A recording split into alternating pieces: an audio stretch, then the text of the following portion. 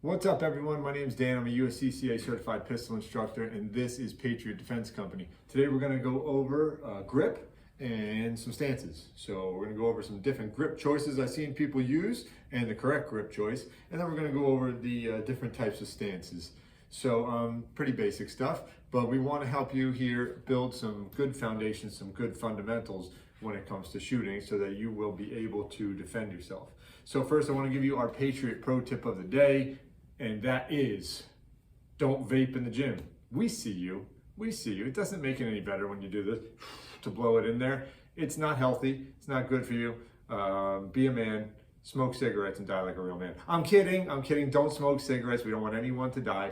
We don't want anyone to vape or smoke. It's very bad for you. Just kidding. So today we're gonna go over grip. First, when you're doing any type of drills, you wanna make sure your gun is clear. And first you're gonna look at all that lint inside your red dot there, because that's what happens when you're concealed carrying all the time. So let's clear the gun, okay?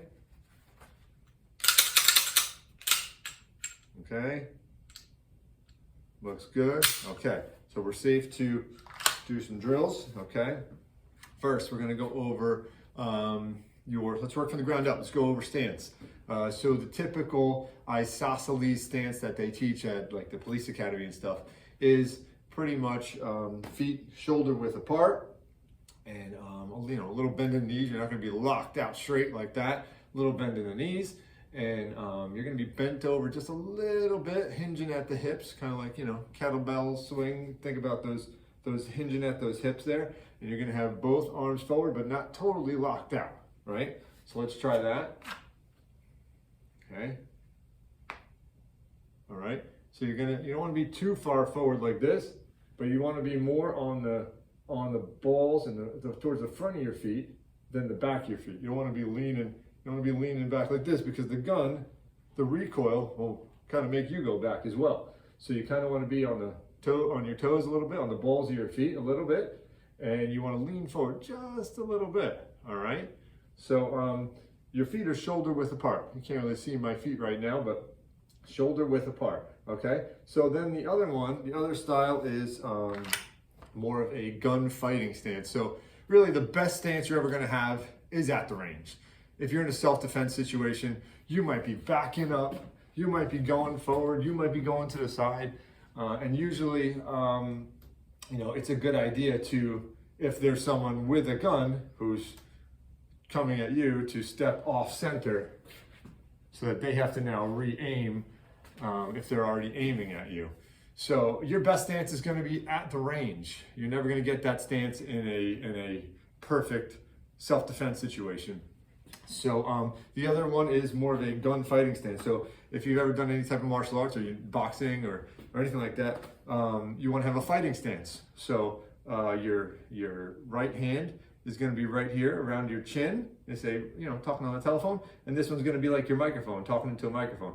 So it's your fighting stance. But the point of that is your strong hand is, and your strong leg are going to be back a little bit, not crazy, not like a lunge, but they're going to be back a little bit, right? And you're still going to have that same posture up top, and you're not going to lock out those elbows totally, right? You're going to go out, but not completely locked. You're going to be back a little bit forward. But that position is good for when you're in an active situation, because you're already in a running stance. If you have to start running, if you have to drop down to a knee, you're already in that running stance, and it's a really strong base, for throwing punches. So it'll be strong for holding the gun as well. So I see most guys that have been in combat, or most guys that are in the military, they're using that stance with a leg back. But when you're at the range practicing, you could use either. Sometimes I do this, sometimes I do feet apart, sometimes I do, and it's good to train every different position that you could think of. Even kneeling, one-handed, support hand, strong hand. It's good to train them all. So those are the two main type of stances. The isosceles stance, which is the feet shoulder width apart, okay? And then is the gunfighting, fighting stance, fighting stance, okay? So that's those two types of stances. Now we're gonna get into grip a little bit. So your grip is very important because you're trying to manage recoil, right? So that there's a little explosion in your hand every time you pull that trigger. So you're trying to manage that recoil, and you are doing it using your whole body, not just your hand. That's why we start from the ground up. You're using your hands to hold the gun, but that recoil, you know, is moving that gun in your hands. So let's talk a little bit about grip, and I'll try this not to point this gun towards you. All right. So the first thing you're going to do is you're going to grab it with your strong hand here. Okay. And you're going to keep your finger off the trigger at all times, right? Okay. Always keep the finger off the trigger until your sights are aligned, you're ready to shoot. All right. Then you're going to kind of fill up this whole gap right here with this hand. All right. There's even like that little space for the meat of your support hand to fit here. And then these two thumbs point straight out. See how they're stacked on top of each other? Not like this, right? Not like this. See how that thumb just disappeared? Not like that. You want them pointing forward, okay? And then with the other hand here, that trigger finger is off the trigger, and that's pointing forward as well. So when you look at it like that, you see that? How they're all pointing forward. So that actually helps you aim as well. That gives you that, you're aiming with those thumbs and that trigger finger, right? Okay, so you're aiming with your fingers and your whole body. You're really aiming with your whole body. In a self-defense situation, you know, you're aiming with your whole body pointing towards that target, because you're probably not gonna be looking at your sights. You're gonna be looking at that crazy threat that you're trying to stop from hurting you and your family, okay? So that is the proper grip. You know, I've gone to the range with people and actually seen, you know, people, you would just assume people somewhat know how to hold a gun, but don't assume that they know how to hold it at all if you ever go to the range with somebody, and be careful, because I've seen people one hand out, grab their own wrist like this.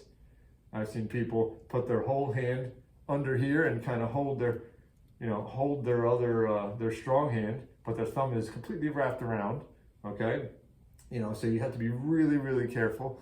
And yeah, so the most effective way that you're going to see people grip a gun is like this. All your fingers are pointing forward, okay? Just like that. And that's going to help that recoil. And remember, don't lock your arms out all the way. Don't lock your arms out all the way. A little bend in the elbows, okay? And yeah, so that's going to manage that recoil that the best you can. You know, there's all these different fancy things you can help to manage recoil, compensators and stuff like that. But I mean, you'll see the best guys in the world shooting without compensators, and they're doing amazing, because it's the operator a lot of the time. You don't need all the fancy gadgets to become a good shooter. You have to practice, get the fundamentals down, which is what we want to teach you here, and you'll be able to shoot and you'll be able to defend yourself. All right. So thanks for watching the video. Hope you have a good day, and hopefully you learned something here. Like, subscribe, come back for some more. Thanks a lot, guys.